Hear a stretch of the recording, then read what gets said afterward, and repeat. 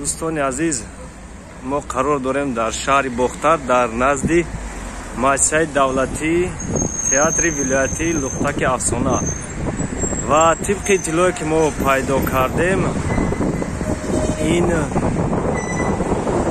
بینای تاریخی، بینای کهن تخریب شده است و در جای آن همین بینای تاریخی یک بینای 16 آشیانه بنیاد می شود.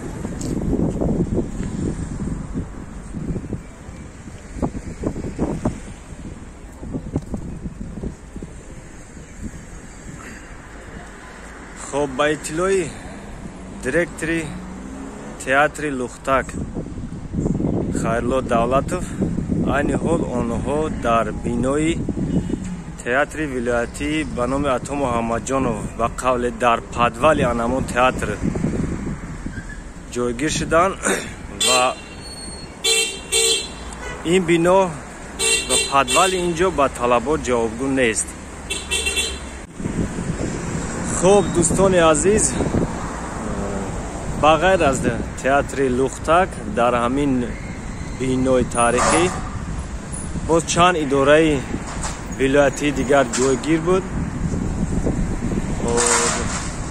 ریاست ثبت اسناد حالت شهروندی ولایت در اینجا جایگیر بود و باز مجله ولایتی مهرآور نیز در همینجا جایگیر بودند و آنها نیز به جای دیگر کوچانیده شدند و در وقت نوارگیری از اینجا با قول صاحب ملک پیدا شد و نخواست که ما این بنا را نوار بگیریم.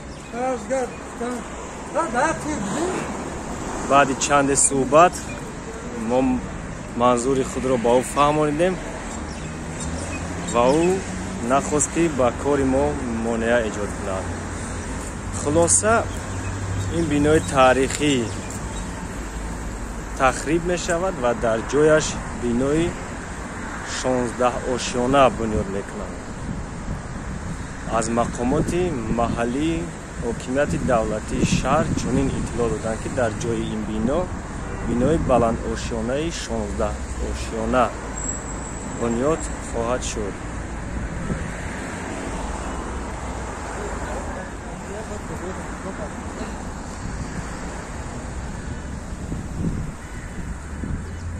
و این حال کارمندان تئاتر لختک در پدوال آن همان تئاتر موسیقی مضحکه‌ای به نام عطا محمد جانov شهر جایگیرند.